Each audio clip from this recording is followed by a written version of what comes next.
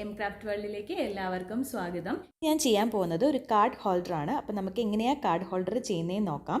അതിനുവേണ്ടി സ്ലിപ്പ് നോട്ടും 14 ചെയിനും ഞാൻ ഇട്ടിട്ടുണ്ട്. ഇപ്പം നമുക്ക് കാർഡിൽ വെച്ച് നോക്കിയിട്ട് നമുക്ക് എത്ര ചെയിൻ ഇടണമെന്ന് തീരുമാനിക്കാം. ഞാനിപ്പോൾ 14 ചെയിൻ ഇട്ടിട്ടുണ്ട്. ഇനി നമുക്ക് ഹുക്കിൽ നിന്നും രണ്ടാമത്തെ ചെയിനിലേക്ക് ഒരു സിംഗിൾ ക്രോഷേ ചെയ്യാം. ആദ്യത്തെ റൗണ്ടിൽ ഹുക്കിൽ നിന്നും രണ്ടാമത്തെ ചെയിനിലേക്ക് ഒരു സിംഗിൾ ക്രോഷയാണ് നമ്മൾ ചെയ്യുന്നത്. ഇനിയും ആദ്യത്തെ സിംഗിൾ ക്രോഷയിലേക്ക് ഒരു മാർക്കർ വെക്കാം. ഈ മാർക്കർ ഇല്ലെങ്കിൽ നിങ്ങൾക്ക് സേഫ്റ്റി പിനോ ഹെയർ പിനോ എന്തെങ്കിലും വെച്ചാൽ മതി. നമുക്ക് ഫസ്റ്റ് സ്റ്റിച്ച് ഏതാണെന്ന് അറിയാൻ വേണ്ടിയാണ് അങ്ങനെ ചെയ്യുന്നത്. ഇനിയും ബാക്കിയുള്ള 11 ചെയിനിലേക്ക് നമ്മൾ ഓരോ സിംഗിൾ ക്രോഷേ വീതം ചെയ്യും. അതായത് ബാക്കിയുള്ള 11 ചെയിനിലേക്ക് ഓരോ സിംഗിൾ ക്രോഷയും ചെയ്യണം. ഓരോ സ്റ്റിച്ചിലും ഓരോ സിംഗിൾ ക്രോഷേ വീതം. എന്നിട്ട് ഏറ്റവും ലാസ്റ്റ് ചെയിൻ വരുമ്പോഴത്തേനും അവിടെ നമ്മൾ 3 സിംഗിൾ ക്രോഷയാണ് ചെയ്യുന്നത്. അതായത് ബാഗിൻ്റെ അതായത് നമ്മൾ കാർഡിനൊക്കെ ഒരു ഓവൽ ഷേപ്പില്ലേ, ആ ബാഗിൻ്റെ ഓവൽ ഷേപ്പ് കിട്ടാൻ വേണ്ടിയാണ് നമ്മൾ 3 സിംഗിൾ ക്രോഷേ അവിടെ ചെയ്യുന്നത്. അപ്പം നമുക്ക് 3 സിംഗിൾ ക്രോഷേ ലാസ്റ്റ് ചെയിനിൽ ചെയ്യണം. രണ്ടാമത്തെയാണ് ചെയ്തത്. ഇനിയിപ്പം മൂന്നാമത്തെ സിംഗിൾ ക്രോഷേ നമ്മൾ ചെയ്തു. ഇനിയിപ്പം നമ്മൾ ആ സൈഡിലേക്കാണ് ഈ സൈഡിലേക്കാണ് ഇനി നമ്മൾ ചെയ്യുന്നത്. അങ്ങോട്ടേക്ക് 13 ചെയിനിൽ നമ്മൾ ഓരോ സിംഗിൾ ക്രോഷേ വീതം ചെയ്യും. ഇത് ആദ്യത്തെ ചെയിനാണ്. അപ്പോൾ നമ്മൾ ആ എക്സ്ട്രാ വന്ന യാണൂടെ നമ്മൾ കൂട്ടിയിട്ടിട്ടാണ് ചെയ്യുന്നത്. അപ്പോൾ ഒരു സിംഗിൾ ക്രോഷേ ചെയ്തു. ഇനിയും അങ്ങോട്ടേക്ക് അതുപോലെ മൊത്തം 13 ചെയിനിൽ നമ്മൾ സിംഗിൾ ക്രോഷേ ചെയ്യണം. ഇപ്പം ഞാൻ അത്രയും ചെയ്തു. ഇനി ലാസ്റ്റ് ചെയിൻ ഉണ്ട്. ലാസ്റ്റ് ചെയിനിൽ 2 സിംഗിൾ ക്രോഷേ ആണ് നമ്മൾ ചെയ്യുന്നത്. 1 2 രണ്ടെണ്ണം ചെയ്തു. ഇനിയും ഈ മാർക്കർ മാറ്റിയിട്ട് അവിടെ നമ്മൾ ഒരു സിംഗിൾ ക്രോഷേ ചെയ്യും. അവിടെ നമ്മൾ സ്ലിപ്പ് സ്റ്റിച്ച് അല്ല ചെയ്യുന്നത്. അവിടെ നമ്മൾ ഒരു സിംഗിൾ ക്രോഷേ ആണ് ചെയ്യുന്നത്. മാർക്കർ മാറ്റിയിട്ട് അവിടെ ഒരു സിംഗിൾ ക്രോഷേ ചെയ്യാം.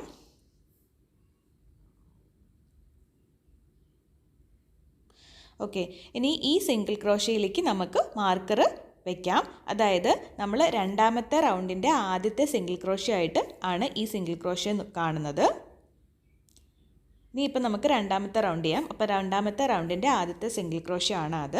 ഇനിയിപ്പോൾ നമ്മൾ ചുറ്റിനും റൗണ്ടിനുമാണ് നമ്മൾ ചെയ്യുന്നത്. അപ്പം എല്ലാ സ്റ്റിച്ചിലും ഓരോ സിംഗിൾ ക്രോഷേ വീതം ചെയ്യാം. ഇങ്ങനെ നമ്മൾ റൗണ്ടായിട്ട് ചെയ്ത് മാർക്കറിൻ്റെ പ്ലേസിൽ വരുമ്പോഴത്തേനും അവിടെ ഒരു സിംഗിൾ ക്രോഷേ ചെയ്യും. അതായിരിക്കും നമ്മുടെ മൂന്നാമത്തെ റൗണ്ടിൻ്റെ ആദ്യത്തെ സിംഗിൾ ക്രോഷേ ആയിട്ട് കൂട്ടുന്നത്. എന്നിട്ട് ചുറ്റിനും വീണ്ടും ആ റൗണ്ട് സിംഗിൾ ക്രോഷേ ചെയ്യാം.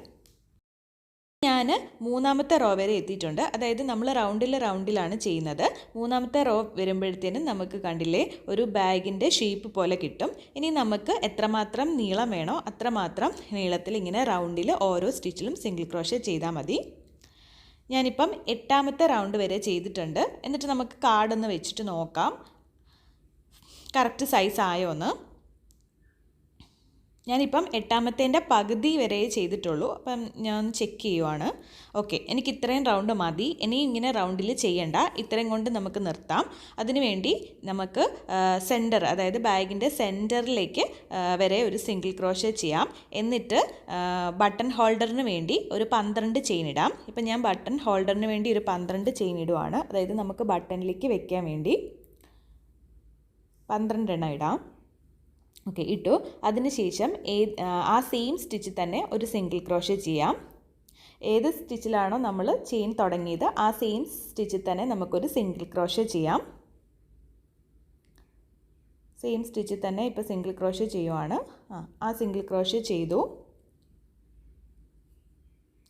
ഇനി നമുക്ക് നമ്മുടെ ബട്ടൺ വെക്കാനുള്ള ആ ഹോൾഡർ കിട്ടി. ബട്ടൺ ഇങ്ങനെ കയറ്റി വെക്കാൻ വേണ്ടിയുള്ള ഒരു ഹോൾഡർ കിട്ടി. ഇനി നമുക്ക് ഈ റോ ഫിനിഷ് ചെയ്യണം. അതിനുവേണ്ടി ബാക്കിയുള്ള സ്റ്റിച്ച് ഉണ്ടല്ലോ, ആ മാർക്കറിൻ്റെ അടുത്തുള്ള ബാക്കിയുള്ള സ്റ്റിച്ച് വരെ നമുക്ക് ഓരോ സ്റ്റിച്ചിലും ഓരോ സിംഗിൾ ക്രോഷേ വീതം ചെയ്യാം. അപ്പം നമ്മുടെ റൗണ്ട് ഫിനിഷ് ആകും. എന്നിട്ട് മാർക്കറിൽ നമ്മളൊരു സ്ലിപ്പ് സ്റ്റിച്ചാണ് ചെയ്യുന്നത്. അപ്പം നമുക്ക് മാർക്കറിൻ്റെ തൊട്ടടുത്ത സ്റ്റിച്ച് വരെ ഓരോ സ്റ്റിച്ചിലും സിംഗിൾ ക്രോഷേ ചെയ്യാം.